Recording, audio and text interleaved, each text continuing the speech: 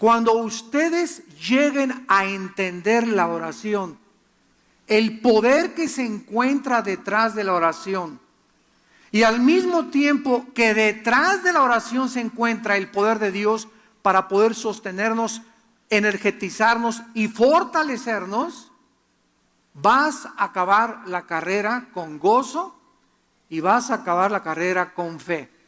No vas a acabar amargado en la vida cristiana, no va a haber nada que te desilusione, nada que te desanime, porque todos ustedes que están desanimados, que nos escuchan también a través de la televisión o que se encuentran amargados, es que me hicieron esto y me hicieron aquello y por aquí por allá, y yo quería ser pastor y yo quería este puesto y yo quería esta posición y no me tomaron en cuenta, y mi esposo se fue con otra y mi esposa se fue con otro, y estamos rodeados de circunstancias que nos pueden amargar.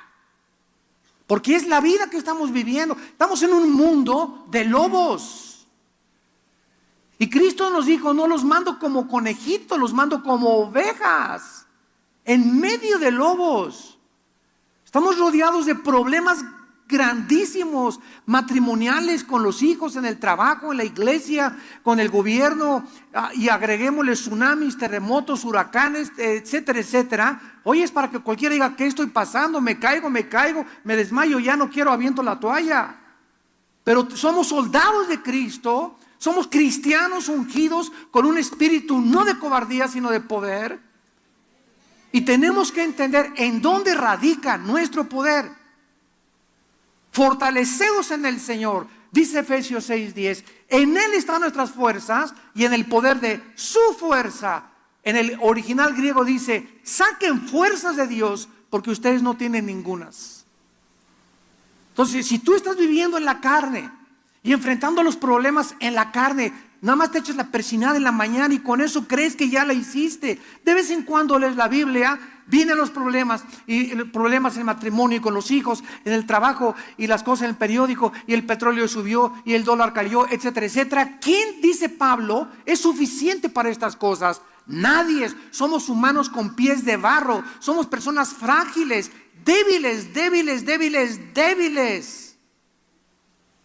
Esta es la razón por la cual el Espíritu Santo vino a nuestra vida, a infundirnos un valor que no es inherente de la naturaleza humana, y que solo a través de este poder de la oración vamos a aguantar, y vamos a poder llegar, y vamos a poder decir, no fue en vano la fe y la gracia de Dios en mi vida.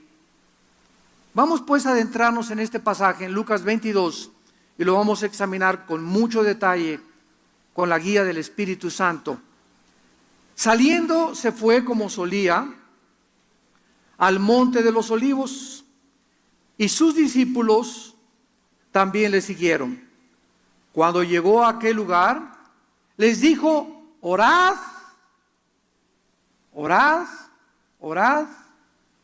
que no entréis en tentación. Fue la primera advertencia que Cristo les hizo a los discípulos en la hora más difícil y peligrosa de los que le siguieron.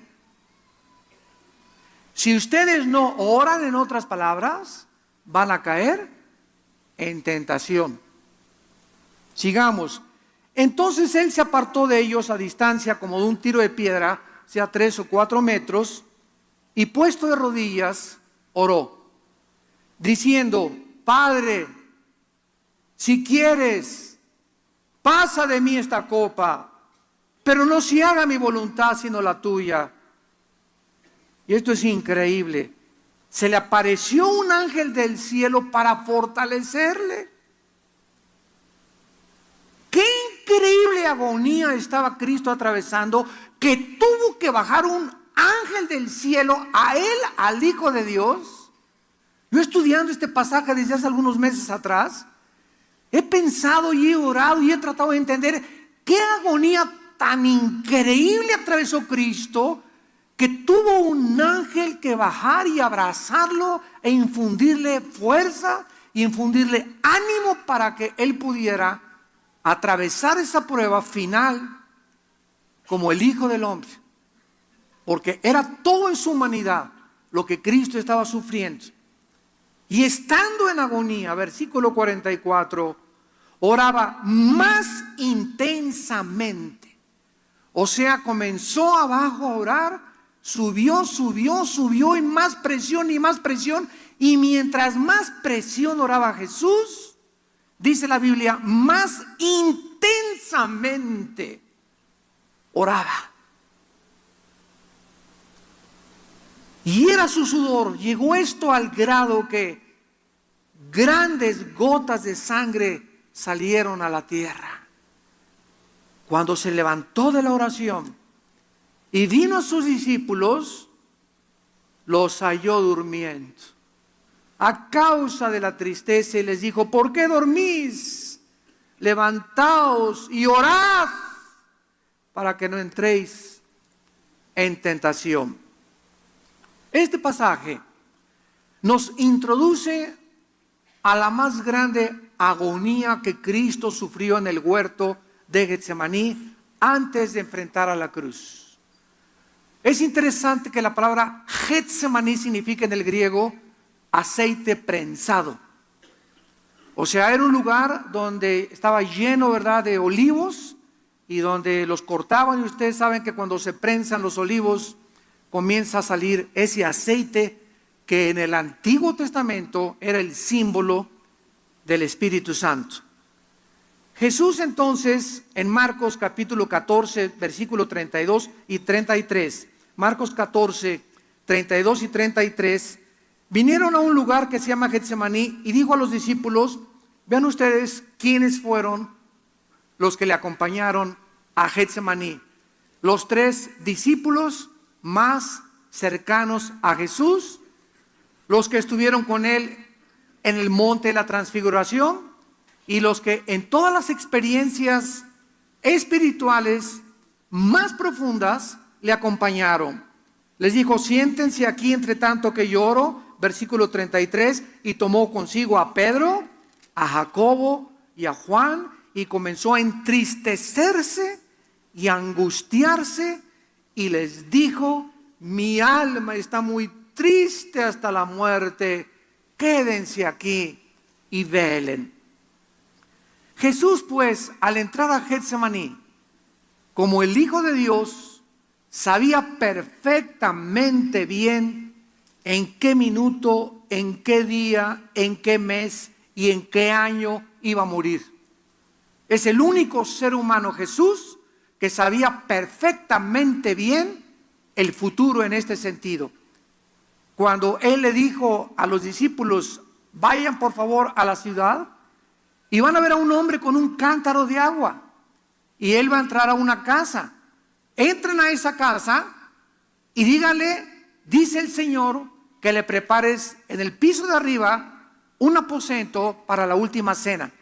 Jesús sabía que en tal hora una persona con un cántaro de agua iba a estar en ese lugar, y sin que conociera la persona a Cristo dentro de la casa, Jesús sabía que no iba a remilgar y que iba a prestar su casa para que él tuviera la última cena. Todo lo que Jesús tuvo era prestado. Nunca fue dueño de nada. Se acostaba en el campo. La única túnica que era propiedad de Jesús era la que le arrebataron los soldados y la repartieron en 4 partes, echando suertes por ella. Pero Jesús estaba al control absolutamente de todo. Sabía qué iba a pasar en este momento, qué iba a pasar después. Como le dijo a Natanael: Natanael, te conozco y que eres un verdadero hombre de Dios. Y sabía, veía a la gente de Jesucristo y sabía el corazón de esa persona, sabía perfectamente bien el destino de esa persona. Y cuando escogió a los discípulos, Él sabía quién era Pedro, quién era Mateo, quién era Lucas, etcétera, etcétera. Y también sabía, cuando tuvo a Judas Iscariote enfrente de Él, sabía que ese hombre era el diablo en persona. Jesús sabía absolutamente todo. Entonces Jesucristo toma a estos 3 discípulos a que oren con Él y a que velen y le acompañen por la pesadísima carga que tenía en su alma, porque sabía lo que le esperaba horas después, a pesar de que también sabía que iba a ser resucitado a los 3 días. Esta era también la prueba más grande, repito, que los discípulos enfrentaron y ellos no lo sabían. ¿Sabes tú acaso la prueba que vas a pasar hoy en la tarde? ¿Sabes las pruebas que te esperan el día de mañana? ¿Sabes la prueba que vas a pasar con tus hijos dentro de 2 o 3 meses? ¿Sabemos lo que vamos a pasar en México dentro de 6 meses? ¿Sabemos qué va a pasar con tu matrimonio en los próximos 8 meses? Ninguno de nosotros somos dioses. No sabemos lo que nos depara hoy en la tarde. No sabemos lo que nos depara saliendo aquí de este edificio.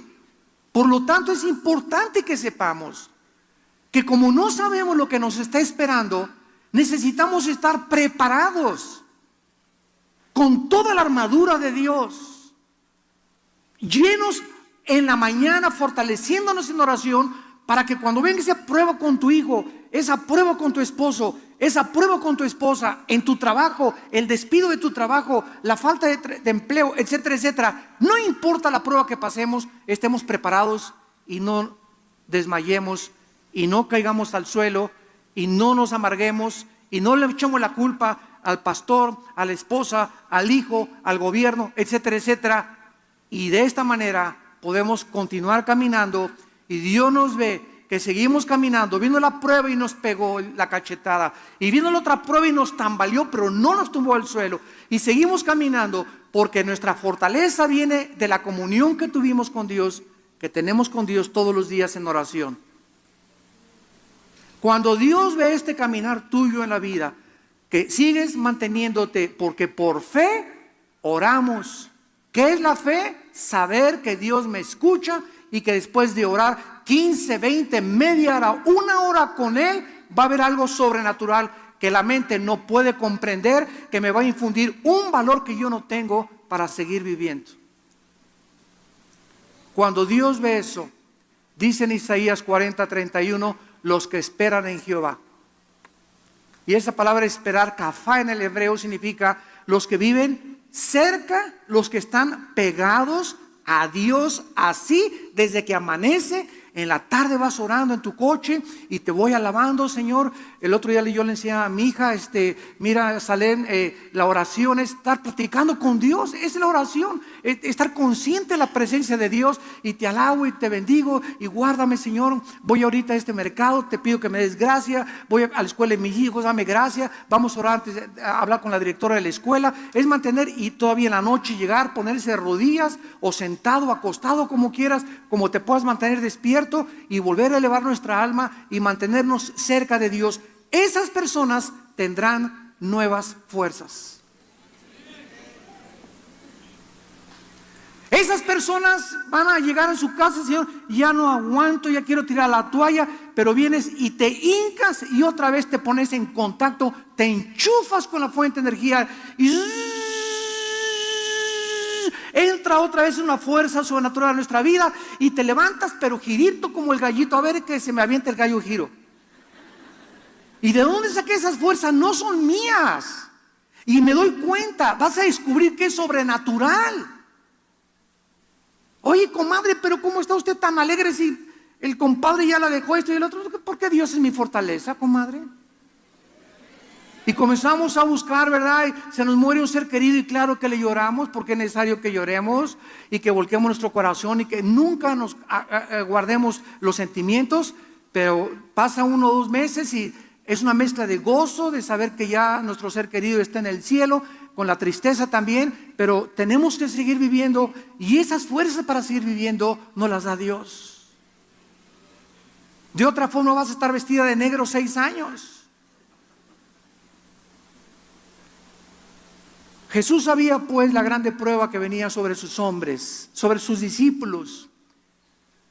Y Él les dijo, velen y oren, porque sabía Jesús que solo de rodillas iban a poder pasar la prueba. Dice el versículo 41 de Lucas 22, nuestro pasaje. Vamos a comenzar a examinarlo. En el capítulo 40, cuando llegó a aquel lugar, al huerto de Getsemaní, lo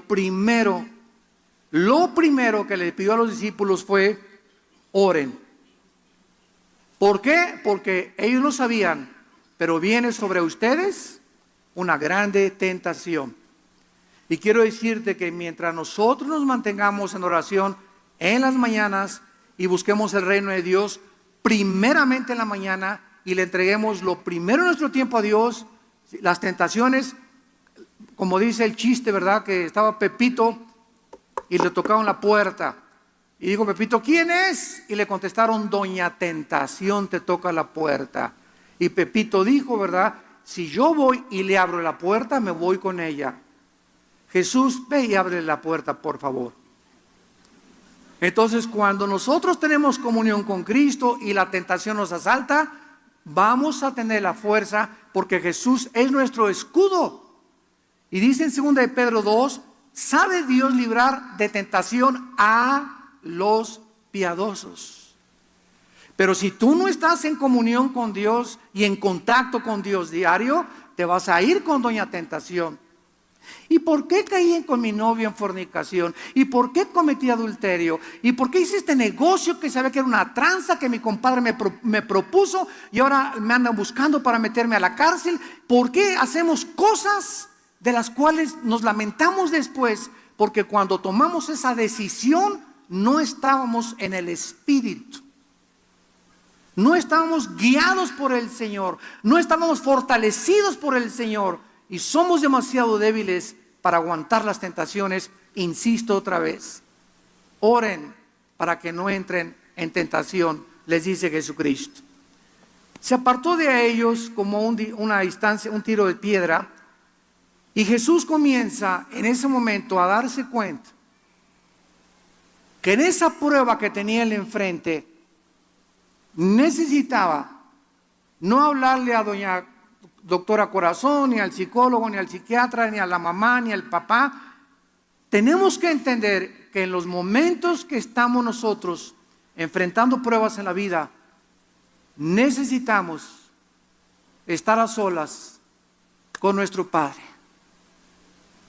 Jesús sabía que necesitaba un lugar apartado, el huerto de Getsemaní, silencio, uno que otro pajarito, porque él necesitaba estar a solas con su Padre y esperaba que sus discípulos lo reforzaran, ayudándolo, porque cuando 2 o 3 se juntan es mucho más fuerte la oración. Cuando 10 se juntan y se ponen de acuerdo es mucho más fuerte la oración. Cuando nos juntamos como iglesia a orar sobre una misma cosa, sobre una misma petición, esa oración adquiere un poder increíble, más grande que cualquier bomba de hidrógeno. La oración tiene el poder más grande que cualquier fisión nuclear. Es un poder como ustedes no se imaginan. Por eso es triste cuando hay reuniones de oración.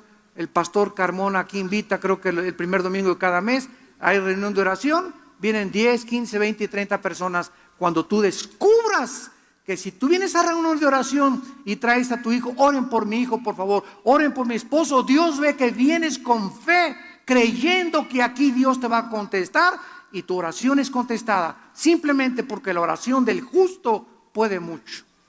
Ahora imagínense 20, 30 justos que se junten. Imagínense 100 que se junten. El poder que tiene la oración. Cristo entonces, dice el versículo 42, comienza diciéndole, Padre, Padre. Se dirige a Dios como su Padre. En un amor como cuando llegas con Dios, un amor en dependencia y en confianza con Él. En Romanos 8:15 dice la Biblia que no hemos recibido el espíritu de esclavitud para estar otra vez en temor, sino que hemos recibido el espíritu de adopción, por lo cual clamamos, Abba Padre, papito lindo. Así llegas a orar con Dios. ¿Tienes esa confianza con tu Padre, papito? Oh, papito lindo. Tal vez no tuviste papá. Tal vez no conociste a ninguna persona que tuviera ese amor paternal o amor maternal. Pero cuando descubrimos a Dios que es nuestro papito, la palabra Abba en el hebreo significa papito. Papito, aquí estoy. Ya no aguanto a Chencho. Oh, Señor, ya no sé qué hacer con mi hija, papito. Ya no sé qué hacer con mi esposo, ya no sé qué hacer con mis papás, ya no sé qué hacer con lo del trabajo, papi, acá me acaban de despedir, papito, vengo a ti. Tú tienes confianza, Señor, tengo confianza, tú eres mi esperanza, mi escudo. Tú sabes y estás consciente que me acaban de correr. Viste que me acaban de correr hace 4 horas de trabajo. Y no tengo trabajo, pero yo confío en ti, papito. Oh Dios, dame tu paz. Solo quiero tu paz para poder atravesar mientras viene tu trabajo, saber que estás conmigo. Porque si sé que estás conmigo, todo lo podré, que me fortalecerás. Y eso es lo que necesitamos para enfrentar las pruebas, a papito. Porque Jesús es nuestro ejemplo. Jesús dice en Hebreos 2 que es nuestro hermano mayor. Papi, le dice Cristo a su Padre, se encontraba en una agonía indescriptible, la cual solo podía ser mitigada, apaciguada y calmada por su Padre. ¿Qué dice 1 Pedro 5:7? Echando toda nuestra ansiedad sobre de Él, porque Él tiene cuidado de nosotros.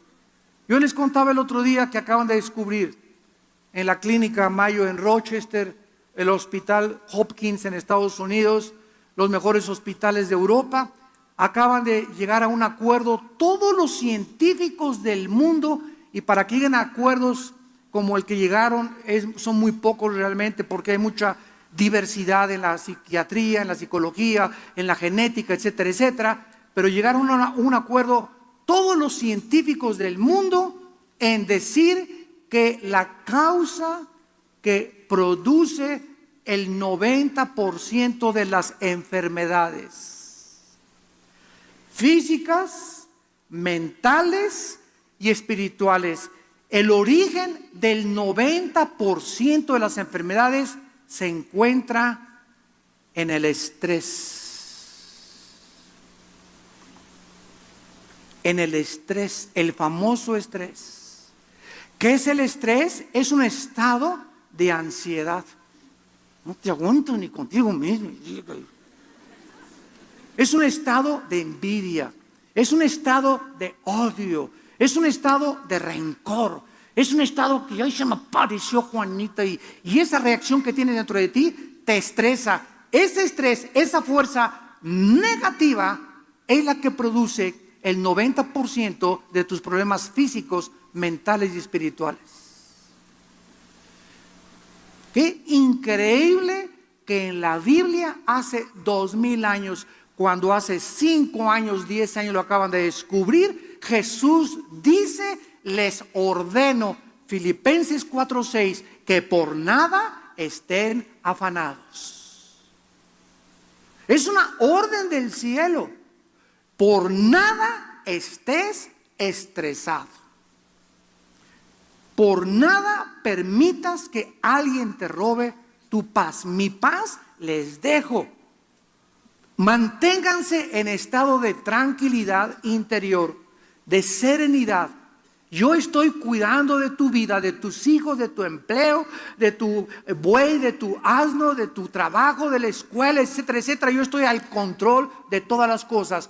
Tú mantente en paz, porque si pierdes esta paz y comienzas con la ansiedad, y esto y el otro, y mi problema, y en la noche, y vas y fumas, y prendes el cigarro, y como león enjaulado comienzas ahí en tu cuarto a caminar, ¿sabes una cosa? Que no vas a hacer regresar a tu hijo, no vas a arreglar tu problema, no vas a encontrar trabajo de todas maneras así, y además de eso te vas a acabar enfermando. Qué increíble, ¿verdad? Qué racionamiento más absurdo creer que mi estado de preocupación va a arreglar las cosas. Mi estado de preocupación no va a arreglar nada, porque no soy Dios. Yo no puedo cambiar la vida de mis hijos, no puedo cambiar la vida de mi esposo, no puedo cambiar la vida de mi esposa. Yo no puedo hacer que me den un trabajo a fuerzas. Estoy completamente dependiendo en mi Padre Celestial, en el soberano creador, en el Shaddai del universo. Y cuando esa confianza es depositado y hecho mi ansiedad, Padre, aquí está mi problema. Yo quiero tener tu paz, no tengo trabajo, no tengo aquello. La paz de Dios que sobrepasa todo entendimiento baja del cielo y guardará mis pensamientos y mi corazón en Cristo Jesús. Y es una paz sobrenatural que sobrepasa la comprensión humana. Y te vas a encontrar: caray, no tengo trabajo, me dejó mi esposa, me pasó esto, pero yo estoy tranquilo. No necesito un tequilazo, no necesito un whiskazo, no necesito un bachichazo, no necesito un pericazo. No necesito drogas, no necesito ir con mi compadre o irme con una mujer para llorarle y esta sí me va a querer, ¿verdad? O todos son iguales, etcétera, etcétera. No, estoy con un poder que puedo vencer cualquier cosa, y es cuando sabemos que esta fe es la que vence al mundo. 1 Juan 5, 4 y 5. ¿Qué es lo que vence al mundo? Nuestra fe. ¿Qué quiero decirles? La confianza de que Dios nos ve y nos ha oído. Esa es la fe. Porque es necesario que el que se acerca a Dios en oración crea que le hay. Ya caí de rodillas, creo que Dios es Padre, que Él me va a cuidar. Y cuando Dios ve esa actitud mía de echar mi ansiedad sobre Él, Él tiene cuidado de mí. Y la respuesta de Dios es con su paz, que nos debe de guardar hasta el final del mundo. Cristo nos pone el ejemplo y nos pregunta: ¿tú también estás acostumbrado ya a echar tus cargas sobre Dios? Ahora Cristo, después de acercarse a su Padre, le hace una petición a su Padre en sumisión absoluta a su voluntad y soberanía. Versículo 42, Lucas 22. Padre, si quieres que regrese mi hijo, si quieres, me vuelvo a casar. Si quieres, que regrese Chencha. Si quieres, me darás trabajo una semana. Padre nuestro que estás en los cielos, hágase tu voluntad. Así comienza el Padre nuestro. Hágase tu voluntad. Si quieres, me puedes sanar. Si quieres, si es tu voluntad, Señor, hágase tu voluntad. Y si no quieres, yo sé por fe que tienes algo mejor para mi vida. Porque Dios es bueno. Esa es la fe, creer que Él tiene, el que no escatimó a su Hijo, dice Romanos 8, ¿cómo no nos dará todas las cosas? ¿Cómo no nos dará todas las cosas cuando nos dio a su Hijo en la cruz? Te llevaste a Jorge, tienes algo mejor, tienes un panquecito mejor que el menso este. Te llevaste a Chencha, ¿verdad? Y me puso los cuernos con mi mejor amigo. ¿Sabes una cosa? Gracias, te alabo y te bendigo, Padre, porque ahora me doy cuenta que no era para mí. Si fuera para mí, como les dije anoche a los jóvenes, nadie me la quita. Si es para ti, nadie te lo quita. Pero como no era para ti, se fue con el primer pelangoche roto quinto patiero. Ese trabajo no era para ti. Si hubiera sido para ti, se hubiera quedado. Ahora, si tú robaste o transaste, es otra cosa, ¿verdad? Pero si tú fuiste justo en tu trabajo y honrado en tu trabajo, y hay una injusticia y te corren por político, lo que sea, es de Dios. Y va a Dios a esperarte en la semana que te va a dar el otro trabajo, o en los 15 días, ¿qué vas a hacer? Y los ángeles van a estar todos, dice la Biblia que somos espectáculo al mundo y a los ángeles, 2 Corintios capítulo 4. Somos espectáculo al mundo invisible. A ver qué hace Carlos ahora sin el trabajo. Y los ángeles, no, va a venir el diablo. Al ratito va a regresar al alcohol. No se va a ir con otra mujer. No, pero ahí va Carlos, mira, ahí va y sigue y orando y no tiene trabajo y sigue. Y cuando Dios ve que nosotros reaccionamos con paz, con tranquilidad, con confianza en Él, no nos la acabamos lo que tiene para nosotros. No nos la acabamos.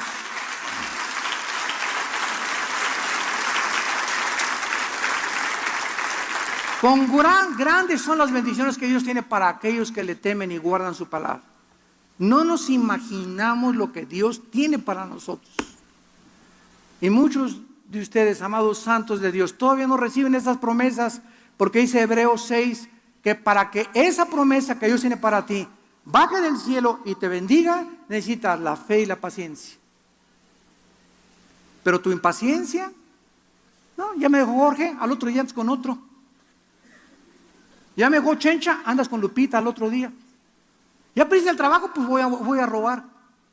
Cuando nosotros nos salimos y queremos tomar una decisión fuera de la santidad y el camino de la justicia y la verdad, vamos a recoger las consecuencias. Mantente en el camino. Sé hombre, aguántate. Dios está contigo. Hay un hombre mejor para ti. Hay una mujer mejor para tu vida. Hay un trabajo mejor para tu vida. Dios quiere probarte. Dios nos prueba. Mantente firme con los ojos puestos en Jesús, el autor y consumador de nuestra fe. No desmayes. Está firme y constante, sabiendo que la fe no es en vano. Ahora Jesús, comenzamos a interrogarnos. ¿Por qué Jesús no quería beber esa copa? Padre, si quieres, pasa de mí esta copa, pero no se haga mi voluntad, sino tu voluntad. Vamos a comenzar a interrogarnos, porque es la forma de llegar a una verdad y a una solución. ¿Acaso Jesucristo tenía temor de la cruz? Tenía temor que le clavaran una mano. Qué dolor tan increíble, insoportable. El otra mano, las espinas en su cabeza taladrándole de 4 o 5 pulgadas que se encajaron en su cráneo. Luego los pies, el uno sobre el otro, atravesados con los clavos. Estaba viendo Cristo la cruz, el látigo romano de 9 colas, con puntas de hueso y de plomo, que se enrollaba en las víctimas. Jalaba el soldado romano el látigo y desgajaba todos los tejidos subcutáneos de enfrente y de la espalda. ¿Acaso estaba esperando, oraba Cristo y esperaba ser libre de esa tortura? ¿Era eso lo que no quería Cristo? ¿No sufrir, no padecer físicamente eso? De ninguna manera. Eso no era nada comparable con lo que Cristo tenía en su corazón. Entonces, ¿qué simbolizaba la copa? Simbolizaba que en la cruz del Calvario iba a pasar minutos o segundos misteriosos en el universo, donde el Padre, que había vivido siempre en comunión con el Hijo, en la cruz iba a haber una separación entre el Padre y entre el Hijo. Y eso Cristo, separarse de su Padre en el momento en que los pecados cayeron sobre su vida, era el tormento más grande que pudiera él experimentar. Porque jamás en la historia Cristo, ni en su antigua vida Cristo, en el Antiguo Testamento, ni en la eternidad se había separado de su Padre. Él no había experimentado nunca eso en su humanidad. Y él tenía miedo a la muerte espiritual, tenía temor de ser separado de su Padre. Podía aguantar todo lo demás, pero no quería separarse de su Padre, porque toda la vida estuvo con su Padre, haciendo la voluntad de su Padre, dependiendo de su Padre, en comunión con su Padre. Y en la cruz, cuando los pecados tuyos y mis pecados fueran puestos sobre su cuerpo, el Padre tenía que abandonarlo. Y él comenzaría a gritar, Elí, Elí, lama sabactani, en arameo, que significa, Padre, Padre, papito, ¿por qué me has dejado solo? Esta era la copa que Jesucristo quería que el Padre le quitara. En otras palabras, en el lenguaje más popular y parafraseado, Padre, ¿no hay otra manera en la que se pueda arreglar el asunto del pecado? ¿Por qué no les dices a todos, todas las religiones son buenas, mis chiquilines? Cada quien sigue su religión y nos vemos todos en el cielo. Papi, ¿no les puedes decir eso? ¿No puedes mandar al arcángel Gabriel que haya milagros y que crean en ti? En la infinita sabiduría de Dios, en el inmenso, inmensurable conocimiento divino, no había otro camino, porque sin derramamiento de sangre, Hebreos 9:22, no hay perdón de pecados. El Hijo de Dios tenía que morir en nuestro lugar. No había otra manera en la que nuestros pecados fueran perdonados. Si hubiera habido otra manera, Dios no hubiera tenido que sufrir también, viendo a su Hijo lo que sufrió por todos nosotros. Este es precisamente lo absolutamente desconocido por la mayor parte de las religiones. Que las religiones creen que las religiones salvan a Dios. Yo soy católico, yo soy protestante, yo soy mormón, yo soy testigo de Jehová, yo soy esto. Ninguna religión salva. La salvación no se encuentra en ninguna denominación, la salvación no se encuentra en ninguna iglesia, la salvación no se encuentra en ninguna persona más que en Jesucristo, el Hijo de Dios.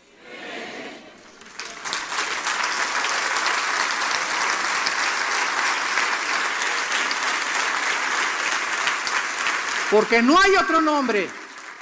Hechos 4:12, no hay otro nombre, ni en el cielo ni en la tierra, ni Abraham, ni Isaac, ni Jacob, ni el Papa, ni el arzobispo, ni San Anselmo, ni Sor Juan Inés de la Cruz. No hay ningún otro nombre, dice la Biblia, en que el hombre pueda ser salvo más que en el nombre de Jesús. La gente no conoce la Biblia y por eso, ¿verdad?, va con un santito, va con su religión, siguen los preceptos, porque este mensaje que nos fue encargado a nosotros los cristianos de divulgar y predicar en el mundo, tú no lo estás haciendo en tu familia. Tú no lo estás haciendo con tu mejor amiga. Tú no lo estás haciendo con tu mejor amigo y te llamas cristiano. ¿Te llamas cristiana? ¿Estás seguro que si te mueres hoy en la noche te vas al cielo? Y cuando llegues ahí, Señor, mi papá fue pastor, mi hermana fue monjita, mi tío fue el arzobispo de Tlanepantla. Cuando era chica me bautizaron y lo primero que te va a preguntar, Dios te va a decir, ¿le hablaste a alguien de mí?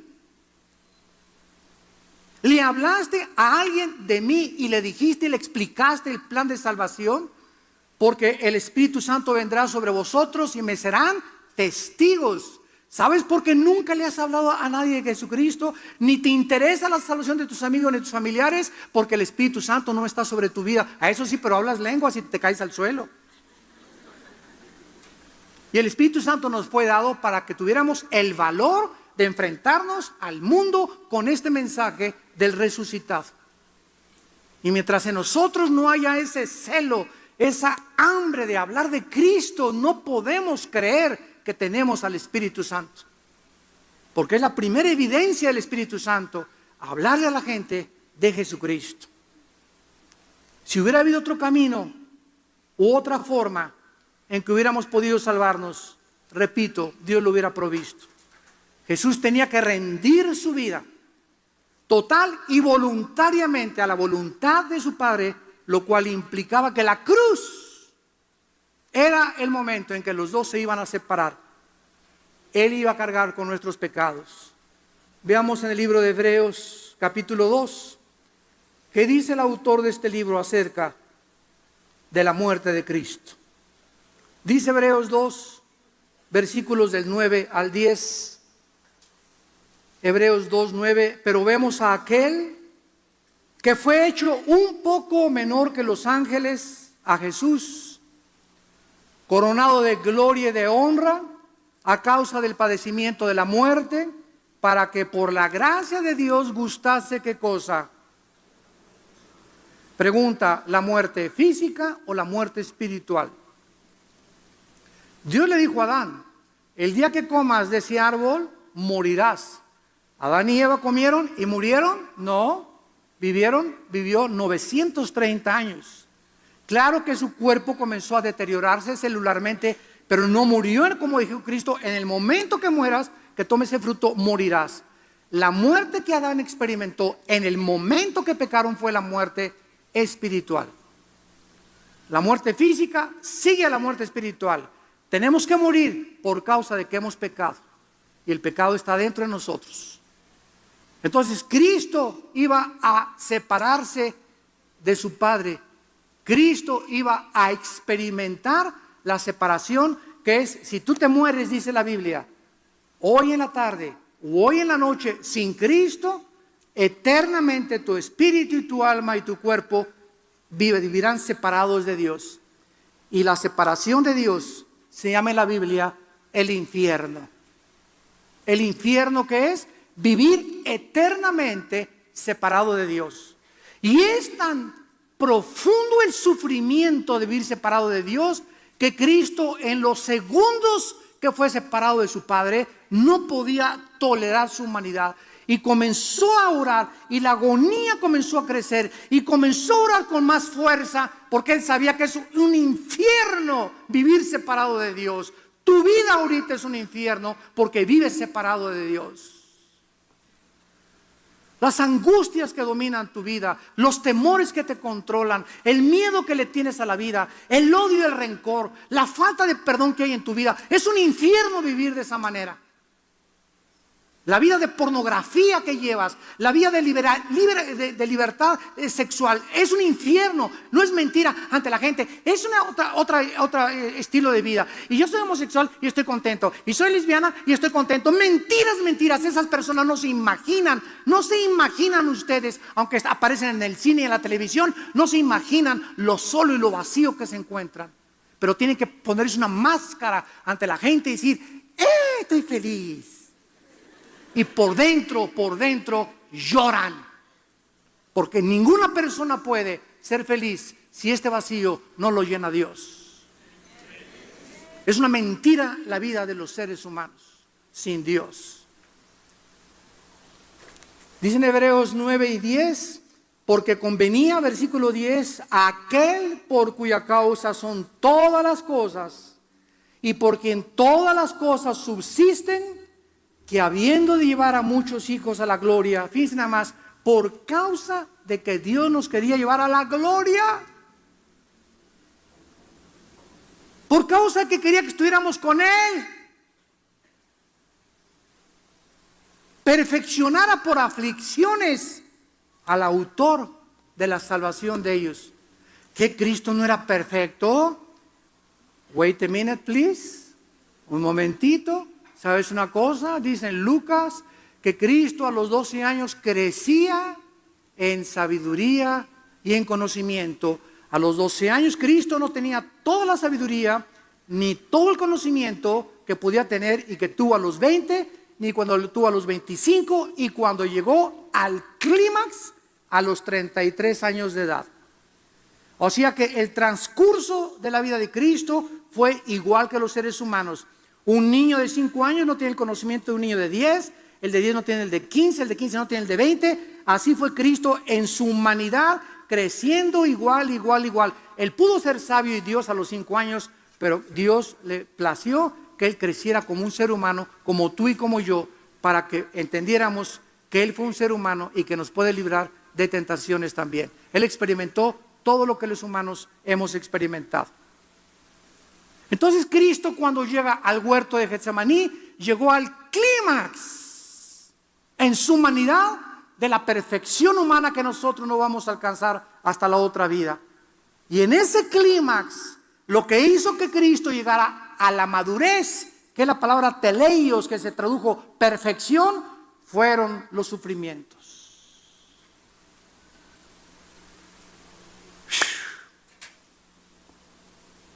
Los sufrimientos nos ayudan a madurar. Ningún ser humano puede madurar en la vida sin haber sufrido.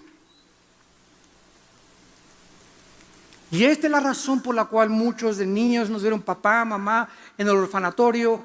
Ahorita que estaba el pastor Carmona hablándoles del diezmo, estaban pasando aquí en la pantalla las fotos del orfanatorio, nada más que no hubo una relevancia entre lo que él decía y las fotos. Pero ese niño que lo vieron con la cabeza, que lo estamos ya ayudando en Jerusalén, en el orfanatorio que tenemos en Jerusalén, el muchacho de las barbas que vieron ahí, y Sarita, son los niños, son los 4 hijos de él, es el orfanatorio que tenemos en Israel. Lo vamos a arreglar este video, para que ustedes se den cuenta. Ese niño nació con la cabeza así grandota, se le está reduciendo, otros niños nacen con un corazón artificial, otros nacen con el síndrome de Down. Ahí en Colombia se acercó una señora y me dice, ay hermano, fíjese que me dijeron algunos cristianos que estamos bajo maldición. ¿Por qué, hermana? Porque me dijeron, ¿verdad? Que cuando iban a ser mi hijo iban a ser con síndrome de Down o mongoloide. Y le dije, ¿sabe una cosa? La Biblia dice que todas las cosas ayudan para bien. Vaya y dígale a su esposa, córrale, el Señor nos ha bendecido con un niño con síndrome de Down. Pero nosotros le llamamos muchas veces maldiciones a los sufrimientos que Dios llama bendiciones. Un niño en Juan capítulo 9 nace ciego y crece ciego, y pasa Jesús un día y dice, le preguntan a los discípulos, ¿por qué nació ciego? ¿Acaso sus padres eran pecadores? ¿Por qué nació con síndrome de Down? ¿Por qué nació así? Y Jesús dijo, ni sus padres, ni por el pecado, sino para que mi Padre fuera glorificado. En el nombre de Jesucristo, ve. Y le dio la vista hasta los 25 o 30 años de edad que tenía ese muchacho. El cojo, en la entrada del templo, en el libro de los Hechos, llega Pedro y Juan y se le queda mirando, y el cojo los ve y sabe que son apóstoles de Cristo y que el poder está en ellos. Y Pedro, viendo que tenía fe, le dice, no tengo oro ni plata, en el nombre de Cristo, para ti anda. Ese cojo, Cristo no lo sanó. ¿Cuántas veces fue Cristo al templo y no lo sanó? Ahí lo dejó cojo, porque el tiempo de Dios era con Pedro y con Juan. No entendemos los caminos de Dios porque sus pensamientos son diferentes a los nuestros. Pero si somos hijos de Dios, todas las cosas contribuyen a nuestro bien. Y si tú tienes un hijo mongoloide y síndrome de Down, es un angelito en tu casa. Porque ese tiene hasta visa ya para el cielo. Si ya no tiene verdad, son sin pecado esos niños. Son bendiciones para los padres. Y tenemos que entender y ver la vida como la ve Dios. Dice la Biblia que entonces Cristo fue perfeccionado por las aflicciones. Y regresamos a Lucas 22. Y dice el versículo 43. Y entonces se le apareció un ángel del cielo para fortalecerle. Es increíble que la palabra agonía, aquí vamos a entender más profundamente esto. La palabra agonía es la palabra griega agonía, así es en el griego también. ¿Y saben lo que significa la palabra agonía? Significa combate, lucha, contienda intensa. Vamos a ver, y estando en agonía, vamos a traducirlo, y estando luchando Jesús, estando en una contienda, estando en el ring, estando en una pelea, ya casi para punto de morir, mientras él estaba en eso, oraba más intensamente. Pregunta, ¿contra quién peleaba Cristo? Les dije que teníamos que profundizar este pasaje. Si la palabra agonía significa lucha y contienda intensa, Cristo estaba librando en Getsemaní una lucha, una pelea. ¿Contra quién? Pregunta, yo me lo hice. Contra su naturaleza pecaminosa, como nosotros luchamos a veces. Padre, ya no quiero fumar y tengo las ganas de fumar y no quiero ver pornografía, etcétera, etcétera. Y comenzamos en oración a luchar intensamente. Y ahorita es cuando prendí el cigarro, pero no lo voy a prender. Y aquí en oración me vas a ayudar, Señor. Y comienzas a luchar en oración y te das cuenta que vences el vicio, vences aquella cosa, pero estabas luchando contra ti mismo. Porque el más grande enemigo está entre nosotros. Pero Cristo era sin pecado. ¿No es verdad? Entonces Cristo no podía estar luchando contra su antigua naturaleza. Cristo estaba luchando espiritualmente. Ahí en Getsemaní estaba el diablo. Púchale, ra. Los demonios, los principados, los potestades, los gobernadores de las tinieblas rodearon el huerto de Getsemaní y después, posteriormente, la cruz del Calvario. Y era una presión así en la que los demonios se le acercaron y comenzaron a atormentarlo en su humanidad mentalmente para que él tirara la toalla, para que desistiera, para que abandonara la lucha, para que ya no siga siendo cristiano, para que ya no vayas a la iglesia. Es una presión que tenemos mental nosotros. No sé si tú lo has experimentado. Yo casi días antes de mis conferencias, antes de llegar a Colombia, cuando llegué, pisé Colombia y me llevaron al hotel esa noche, no podía dormir. Yo sabía una presión mental y voces, te vas a morir, te van a hacer esto y por aquí, por allá.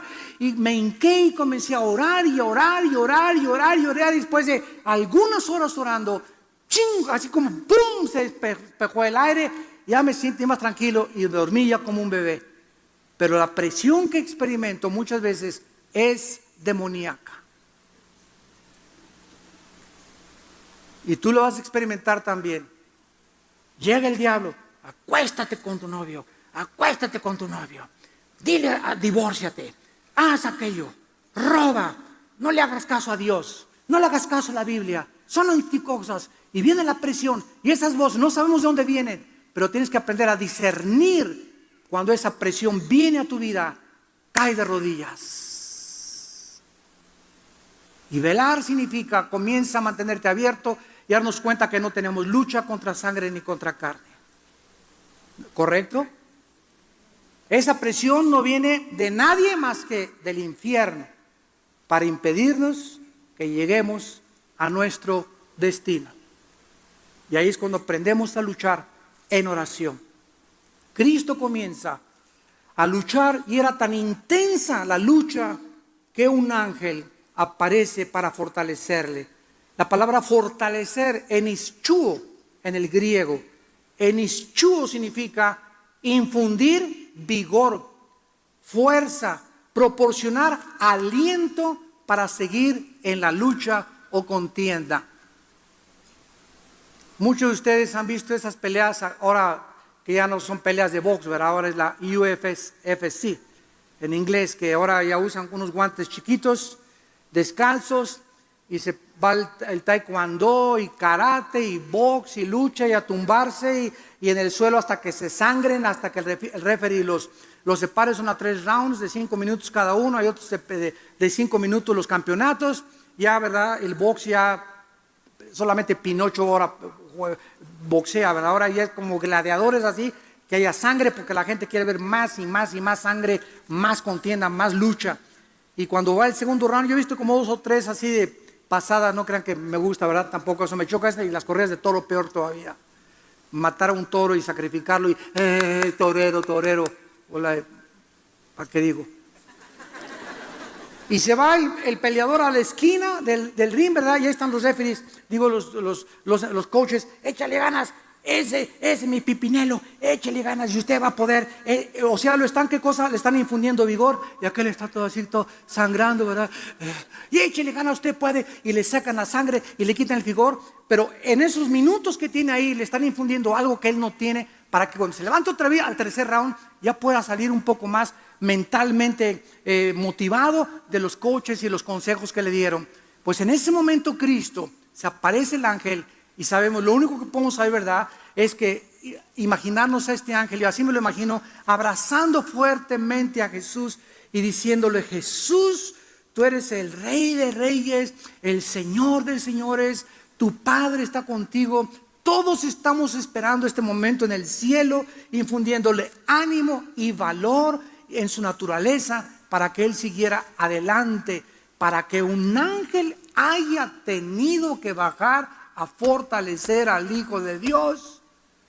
Podemos imaginarnos la agonía que Cristo estaba atravesando, que posteriormente le comienza a salir sangre por la piel.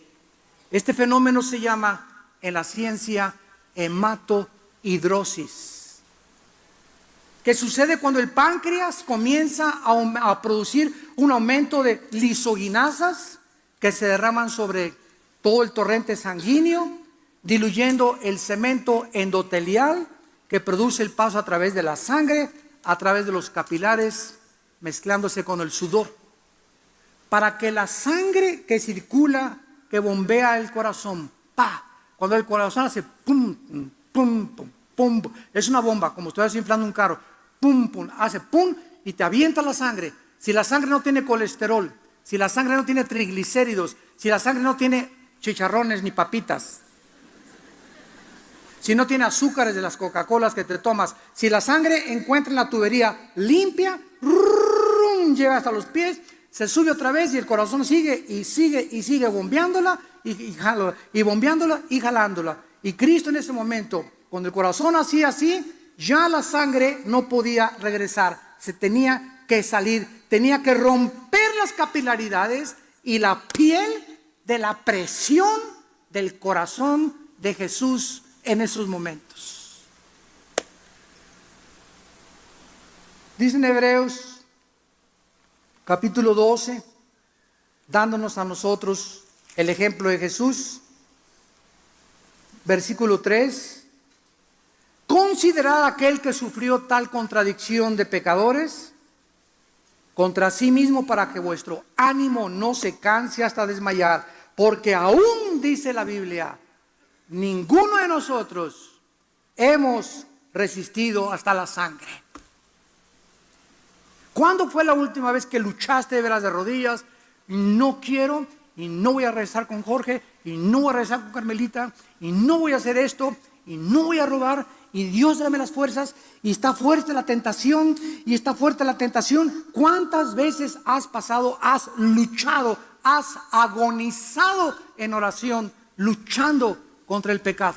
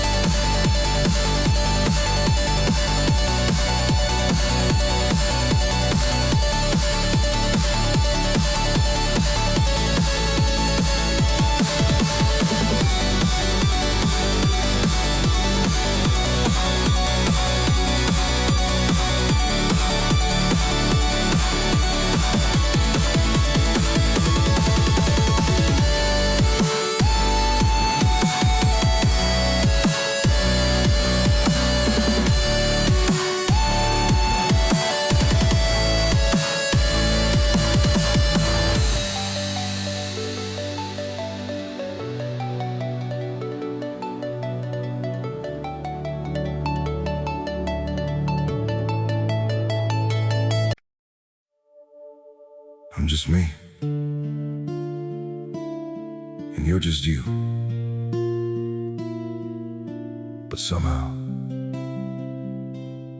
that's everything we need.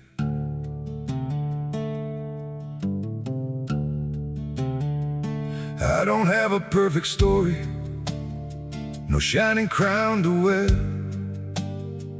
just a heart that keeps on choosing you in every prayer. You're not made of fairy tales, you're not some distant dream, just the one who feels like home in ways I can't explain. I'm just me and you're just you, nothing more, but it feels true. No disguise, no in between, just the way it's meant to be. We don't need to be someone, we don't have to chase the sun. In this world so wild and free, you belong with me.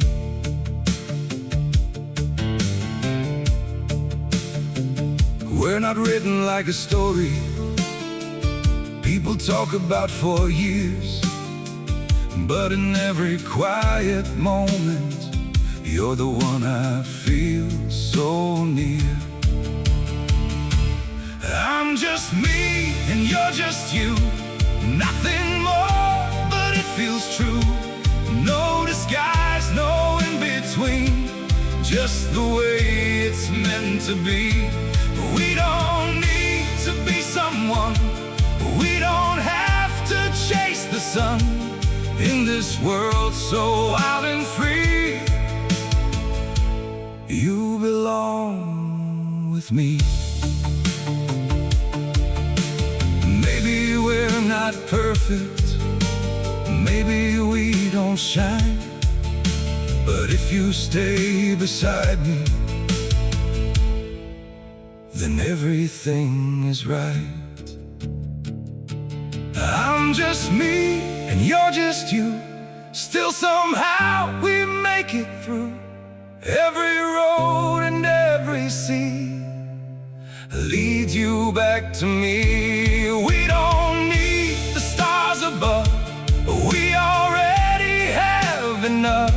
Simple hearts, one destiny, you're the one for me.